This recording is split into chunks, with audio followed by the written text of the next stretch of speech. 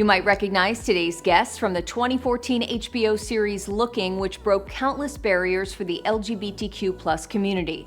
Now Lauren Weedman is breaking barriers for women in their 50s and beyond.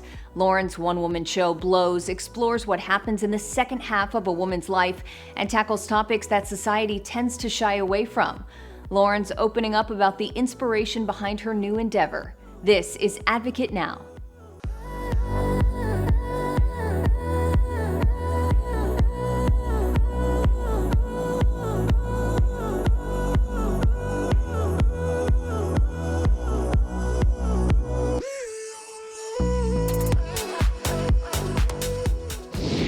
Lauren, first of all, congratulations on your return to the stage with Blows. Now, this show tackles what it means to be a woman in the second half of her life. And although it is a comedy show, you're creating a really important dialogue with this. So give us some background on Blows and why you wanted to bring this to the stage. Well, I tend to bring anything that's going on that feels overwhelming or confusing and entertaining at the same time to the stage. Like I've done many solo shows, which sometimes makes me seem like I would be either a great person to sit next to at dinner or a nightmare. I get that because solo shows have a very mixed, depending on the crowd, people see them in different ways. But anyway, I felt like I thought I was sort of done getting up on stage because of my kid, and not because he's not no rock and roll in the house, or he's not a super abusive boyfriend, but I felt like because I'm a single mom that I wouldn't be able to take the time to tour anymore or put it. And then I think for like a lot of people, a lot of creatives, like over COVID, when you start to realize, oh my God, all that matters to me is, it really sort of started, for kind of made people focus in, some of us, especially if you were really isolated during that time, which I was. Again, my kid was there. I know that's another person, but anyway, so I decided that I was thinking about how I am a theater. I'm such show folk. I've always done theater, and the isolation and the struggles I've had since being a single mother and finding it getting harder and harder and harder and harder in life instead of getting, which I guess is anyway. So that was sort of the impetus of wanting to do this show, is to get back out there. And I always want to deny this, but there's an element to it of like, the show's not like I still got it, kids. But there's a little bit, it's hard not to, because of my age and stuff too, there's still a little bit of like, I still want to sing and dance. I still want to be doing, and when I looked up, and this is the end of I won't go on, but this was when I was Googling like live performers over 50, female performers, and besides the big ones, besides the ones that we all know, like the superstars. I was like, are there anybody, like, who are the show folk that just can continue to do it? Are there any single mothers who are stage performers who still are doing their own work? And I couldn't find a lot. And so that motivated me too, where I was like, well, maybe I know that I want to see that. And so maybe I need to still keep telling my stories, even though I'm, 54. And that's what I love so much about this, because this show explores what happens in the second half of a woman's life. After all, what you call the traditional stories end, right? And things like divorce, menopause, the scenarios that society doesn't emotionally prepare us for might happen. So why do you think it's so important to have open conversations around this? And do you think that it helps to bring humor to it? I was just going to say the conversations for me, it could be talked about, but it was so freaking like I mentioned it a little bit in a show I did. I was doing a show in Portland, and I don't think I'd turned 50 yet. No, I hadn't turned 50. And I was sort of talking about, I was still then, well, even then the show was about divorce, because I'm hilarious, anyway, it was about divorce and sort of the end of that kind of dream and family stuff.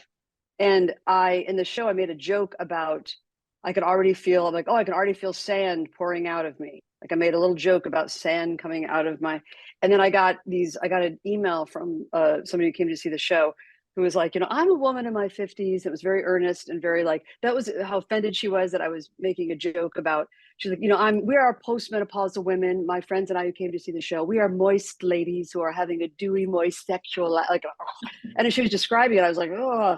And she was so earnest about it. And everyone's so like, hey, I'm 50, but like the Molly, I'm 50, it's all like proving you still.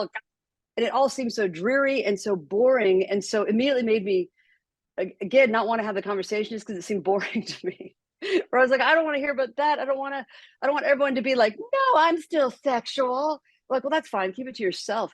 But now that I'm in it, I'm like, well, I wanted there to still be humor in it that wasn't all just old lady jokes. Though there's still a lot of old lady jokes on my show because you can't help it because that's the reality.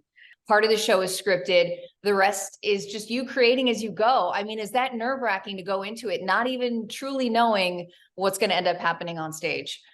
No, I had the opposite actually, where I find it more nerve wracking if I'm supposed to be hitting every single thing. Like I really hope that that the great thing about writing your own material is you can make it suit you, and you can suit exactly how your head works, what your energies level is like, what it takes for you to be able to connect with people. And for me, it takes this idea that it is right now that I'm super present, and I know that's deeply spiritual. No, but it's like it's really nice to have that.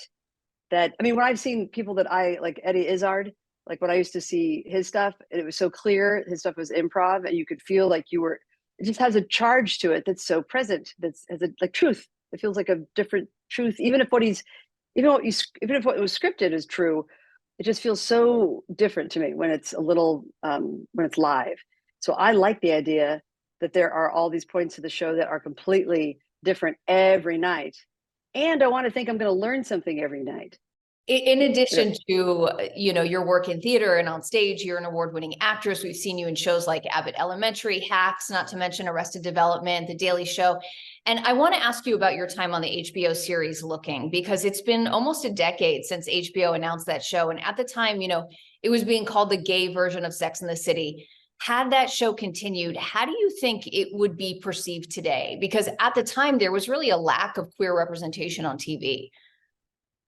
I don't know how it would be perceived today because I'm not sure if I know all of the show. I feel like it's kind of like for a while, like gay bars were a real thing, a real haven, a real safe place, right. Like and I would do cabaret shows that toured to specifically gay bars, and then they all started shutting down, and I thought that was so awful.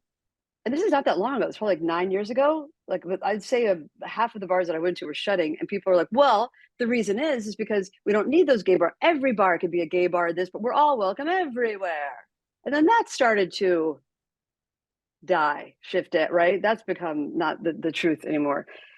So it feels like there's such a need again. Oh, I don't know. I don't know if there's any shows out there, and I don't know. So I'm worried about saying it that had the same kind of sort of, I want to say low key storytelling where it's really about the characters, that it's not completely about it is about being gay, but it's also just life stories. When will I know if it's working? Trust me, you'll know, buddy. You're good about Richie now, right? Are you seeing anyone? Are you? It's complicated. You tell someone what happened, and then suddenly it's all over San Francisco. I really don't want it to happen. It was small in scope. Like it wasn't this like crazy outlandish, you know what I mean? It wasn't anything. A lot of times when you're trying to like create a TV show, they're like, okay, so you're a single mom, but are you just getting out of prison? Like they want the stakes to be crazy high, right? For it to have a hook.